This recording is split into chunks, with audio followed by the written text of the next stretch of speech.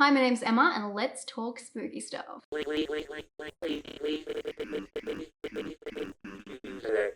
Welcome back. I thought today we'll do a chill video. I've done so many scripted videos recently, and I just want to switch it up a little bit and do a come with me to my lounge room. We're gonna watch the two films that have been released for Welcome to the Blumhouse. If you don't know, these are original Blumhouse productions that are released on Prime, Amazon. So I think around the world as well, because I can see it on my TV, which is very rare. So that's exciting. One of the bonuses about me not doing 31 Days of Horror this year is that I can watch new releases and let you know in real time what I think. So I'm going to work with that, and I'm going to watch the two that were released this week, and I believe there's two more being released next week. So if you want me to do a part 2 and react to those ones as well, this is going to be spoiler free. I just want to tell you whether they're worth watching, but please let me know if you do want me to do a video next week, because I can get that done, I think, before my 13 Days of Horror start, which, if you do like these kind of chill videos, are a lot more like this. I do have some things up my sleeve, but it's a lot more conversational and reacting to the movies instead of, a sit down formulated script. So the first one we're gonna watch today is called The Lie. An interesting thing about this is the original title for this was Between Earth and Sky. I did see part of the trailer because I did talk about it in my releases for VOD this month, and I was very surprised how obvious the storyline was. I don't know if it's meant to be a twist. I can actually see some of the blurb on the TV right now, and I feel like I already know what happens, and it's called The Lie. I'm gonna give you the spoiler-free version until I watch it and know whether it's meant to be a spoiler. It is about a father and daughter who are on a trip to a dance camp, and they find someone on the side of the road. That's like the very vague non-spoiler version, because I can see some real keywords up there. It has a 5.5 on IMDb right now with only 818 votes, which is really surprising. It's called a crime drama horror, but I think it might be more of a drama kind of piece. But I'm excited to see how it goes. It's got Joey King in it, who I loved in The Act. I did this video about comparing The Act, which was a TV show, to the real life case. If you don't know about that, I'll link the video, but my gosh, that I actually got demonetized, but I got so many views on that video because people were so interested in that story. I loved her in that. A lot of people couldn't stand her in that, but I think it was the character she was playing more than what she did. But I think she's pretty cool. She was in the Slender Man movie too, so I mean, slim pickings. But something interesting about this film is it was released in 2018, and it was already shown at some festivals. So it's interesting that they kept it until 2020 to be released on VOD. Maybe they had some bigger plans for it earlier in the year and things got tangled. It's very interesting to see how they put all of these movies together for this release, whether they were made that way or they were paired later, which I think might be more of the idea. I should say there is 8 movies in Welcome to Blumhouse, and only 4 are being released this month. So anyway, without further ado, let's check out The Lie and see if it's worth your time. I will tell you what's better, this one or the next one we're gonna see, but let's get through this one first. I'm actually kind of excited. I'm interested.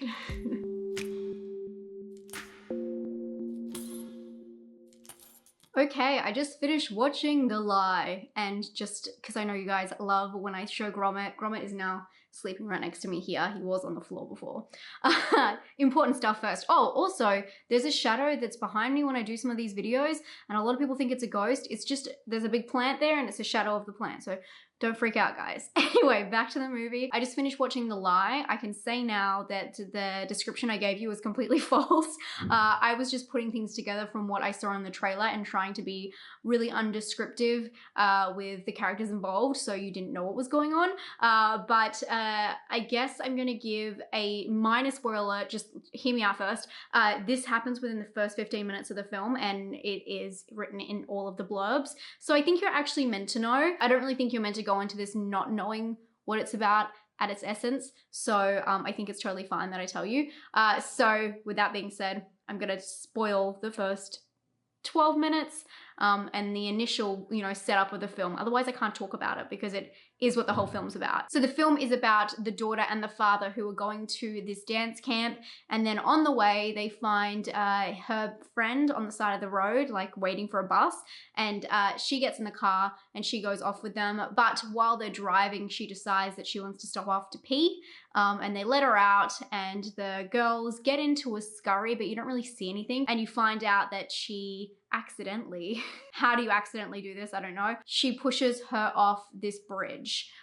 So the whole film is about the lie of them trying to cover up what their daughter has done. The interesting thing about this film is the pacing is so strange because they don't show a lot of the action or like a lot of the intense moments. They kind of cut to reaction. And this happens throughout the film. All the tough kind of conversations aren't, or some of them are actually, but a lot of the tough conversations aren't shown. So you're kind of putting together the pieces yourself and wondering, you know, exactly what happened between these two girls. So I do think it's kind of interesting in that aspect, and I like how they really played into the fact that, you know, she accidentally did this because it shows how scary she can be, and I felt like it was a really cool angle at the idea of being scared of your daughter who you think is pure and innocent, and realizing that she is not who you think she is.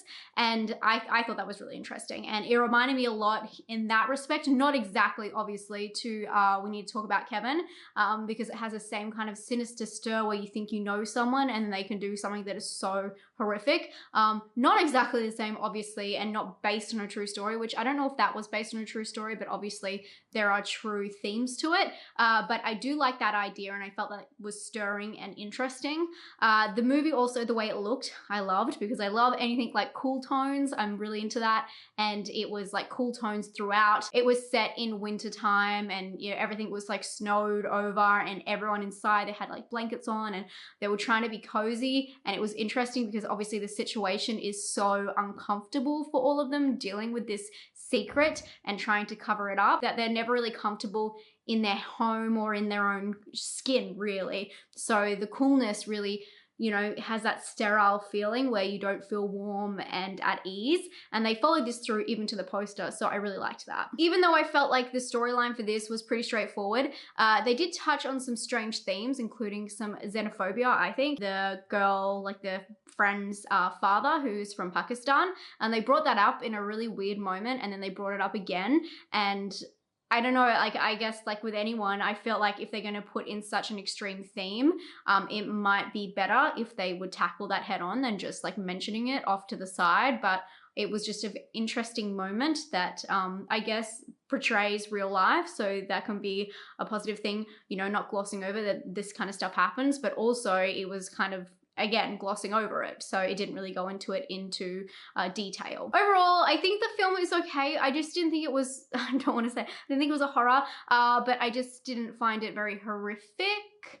It was more, as I said, like a thriller drama, which I knew kind of by watching the trailer. There's a lot of stuff you don't see. So as I said, all those hard conversations and certain scenes.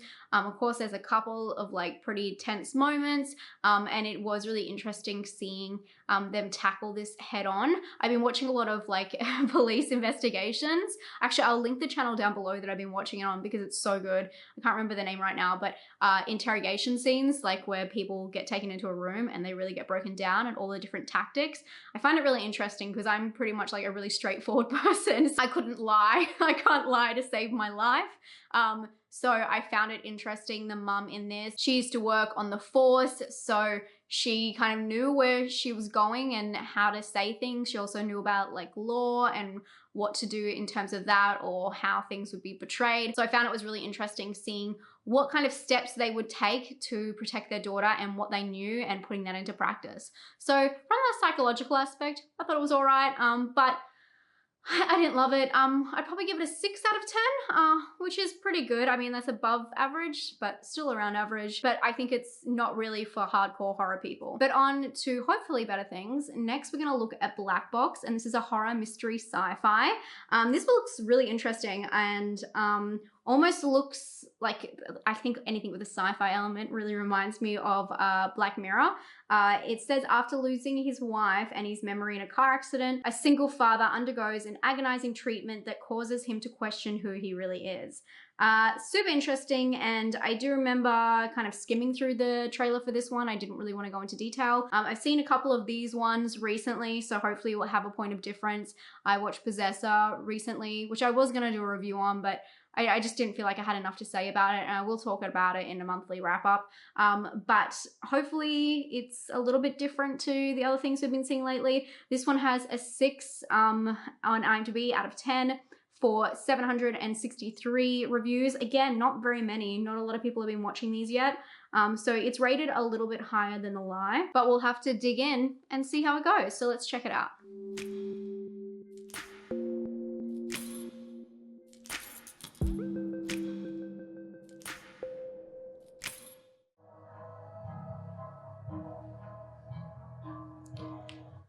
Wow. Wow. Wow. So that was different than I expected, I think in a good way. And the film was quite like what it described, which is good. And yeah, I don't know. I kind of liked that film. It was definitely more horror than the last one, which I think is good. So I'd probably recommend this more if you're looking for a horror movie. It's definitely got the mix of sci-fi and horror I was looking for, but also quite emotional, which I thought was cool. I'm gonna put my own spin on that blurb that we read before. It is about a father and daughter who are trying to jog the father's memory because he has just been in an accident, or he was an accident, and he is finding it hard to readjust to life. He also lost his partner in the accident, so he's trying to take care of his daughter by himself, and if he does not get his memory back in check and able to take care of himself, he's unable to take care of his daughter and may lose her. So there's an element of urgency to the film, but it's very weavy, and it's a little bit of good versus evil, which I was not expecting.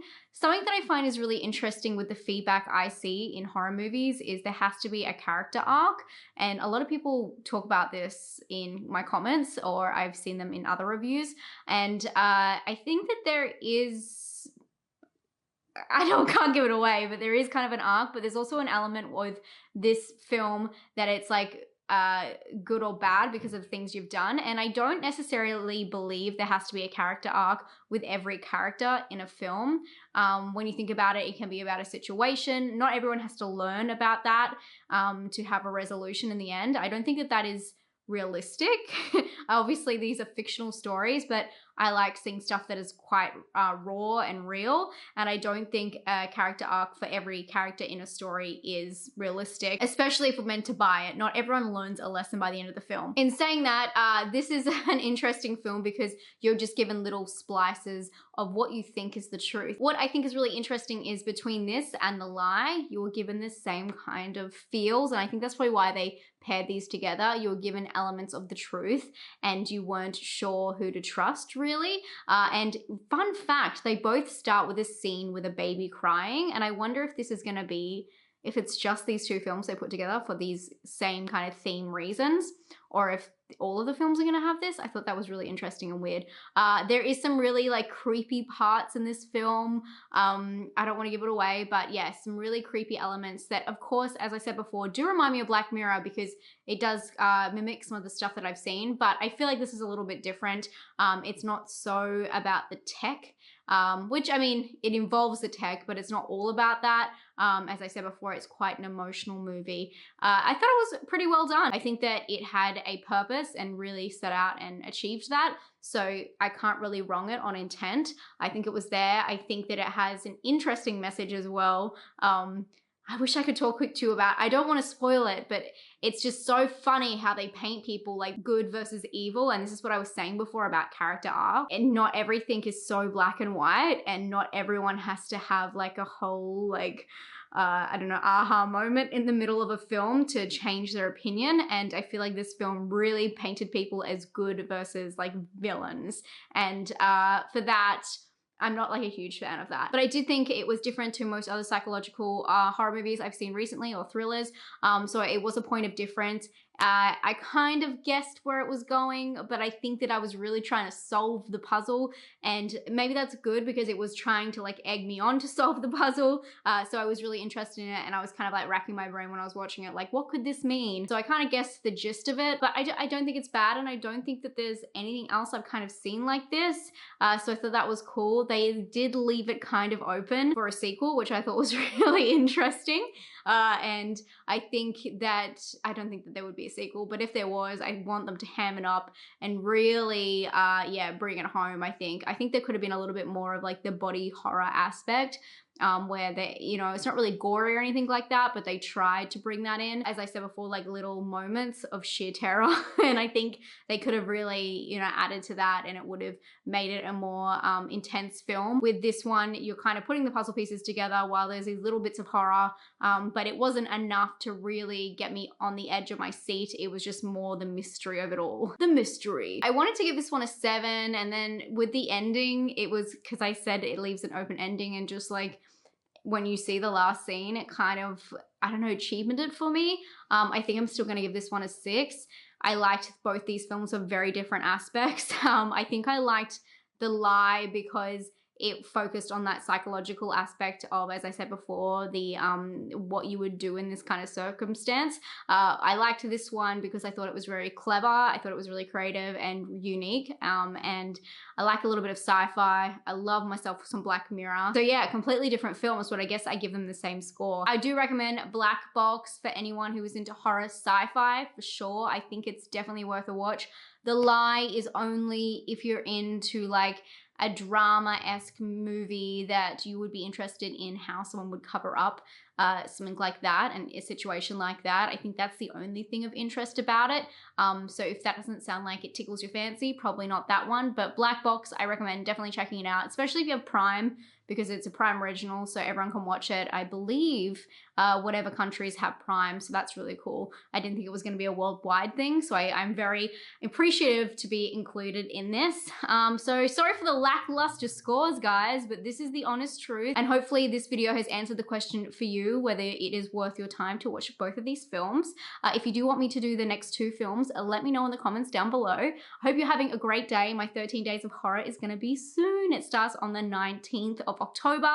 These are the films I'm watching.